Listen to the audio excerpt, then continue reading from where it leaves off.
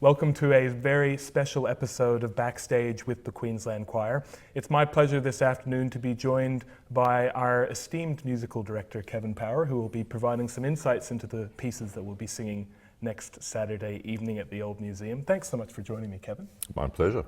Now, it's often the case that Baroque pieces don't become staples of the repertoire until the 20th century, and that's certainly the case with Vivaldi's Gloria.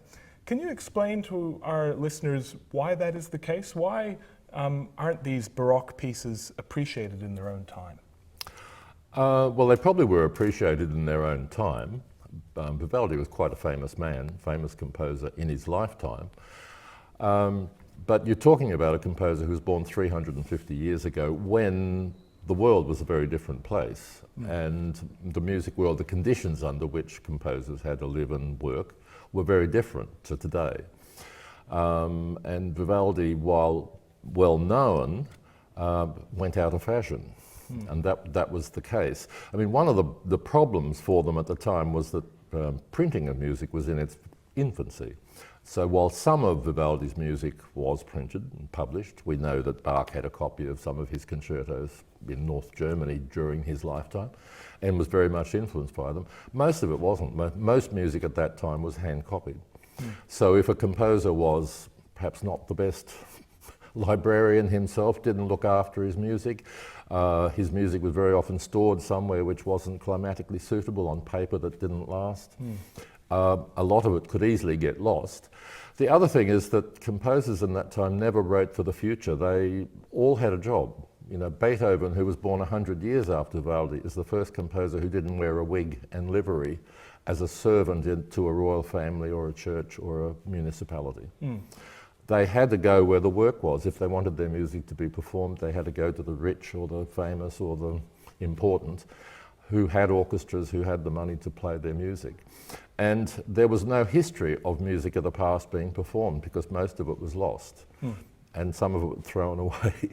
So they had to write new music, and that's what they did. And they didn't write, they had no concept of writing for today or for the future. They would be shocked, I'm sure, to find that people are still playing their music 200 years later. But that is the situation, and when they wrote, they needed money. There's instances of Vivaldi and other people being commissioned to write a new concerto or a new cantata or something for somebody's wedding or funeral or whatever, and we need it next week and you get a lot of money for it if you do it, and they did it. And the parts were packed up and sent off, and very often the composer didn't even have time to make a copy of the piece himself, so the piece was just gone. And on the topic of the concerto, Vivaldi is very well known for his concertos, and his name is sort of linked specifically to the violin. But what, in your opinion, does his vocal music have to offer? Why does it deserve a place in the standard repertoire? Well, he's Italian for a start. No, his vocal music is very similar to the violin music in that it's virtuosic. If you heard some of the recordings of Cecilia Bartoli singing some of his operatic things, phenomenally virtuosic, very dramatic, and it's close. Even in pieces like the Gloria, a lot of the music is almost popular. There's almost folk music elements in it. It's got a vitality and liveliness. And like most Italian vocal composers, he knew how to write a melody, a melodic line that was satisfying in shape and satisfying to sing, and treated the voices well. And he wrote a lot of vocal music. Yes, we all know the Four Seasons. That's the first Vivaldi we usually get to know, and most people know all those violin concertos and things. But he wrote at least 40 operas, and he himself, there's a letter saying, my 94 operas. And he wrote church music. He never actually wrote a mass, complete mass, but he wrote Glorias, Magnificats, Stabat Maters, all the various parts of the Mass. He wrote settings, and some of them are quite substantial, like this Gloria is half an hour long. And a lot of pieces of that size, so there's a huge amount of very, very fine music. Well, let's turn to Dan Forrest's Requiem for the Living. Now, when it comes to the Requiem in classical music, there's two types, really. There's the sort of judgmental type of requiem that we associate with Mozart and Berlioz. And then there's usually the more tranquil and peaceful requiems that we associate with perhaps Fauré. Where does Dan Forrest's work fit on that scale? Very much more with Fauré, and to a lesser extent Brahms, I think. I don't think it's quite as passive as the Fauré, and it's not quite as well structured as the Brahms, but it's in that style. You know, it's not really a requiem. He admits he gave it the title Requiem for the Living just to differentiate it from just being a requiem. And to some extent, therefore, it's his thoughts. He's a very religious person, and the piece is in Latin throughout, but it omits naturally, like the Fauré, it omits all mention of the Day of Judgment in his Requiem, and there's no mention of the Day of Judgment because it's for the living, not the dead.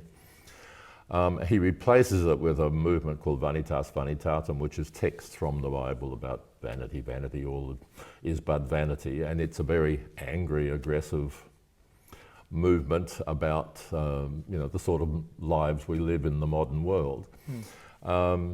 But it comes back at the end to a very consoling movement. There's only one section, there's a 16-bar tenor solo towards the end, which is in English, which is a text that Handel said in the Messiah, "Come unto me, all ye who labour, and I will give thee rest."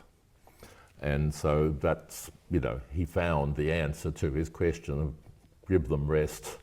At the beginning of the Requiem, it finishes with this, "Yes, I will give thee rest," which is a quotation from Christ.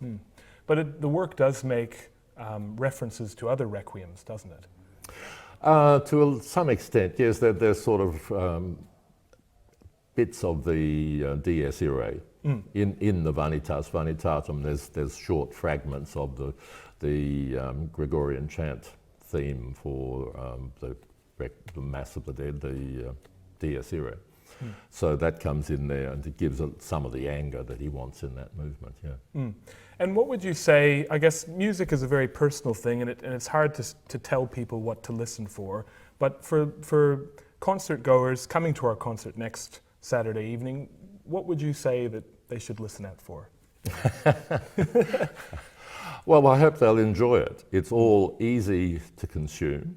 Vivaldi, is a composer who's full of vitality, very expressive harmonies, and it's easy music. I mean, that's why his violin music is so popular. It's not as difficult as Bach can be, for instance. It's not as strictly contrapuntal.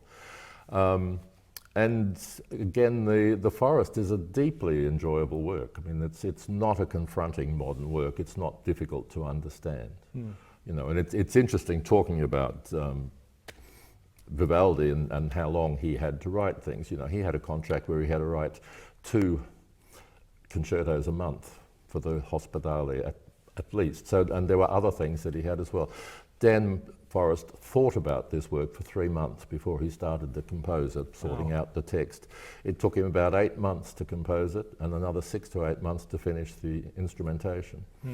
No Baroque composer could ever have afforded that amount of time. Indeed. They just had to produce it time after time, and they had no concept, which is why a lot of the music is forgotten. They never thought about writing for the future.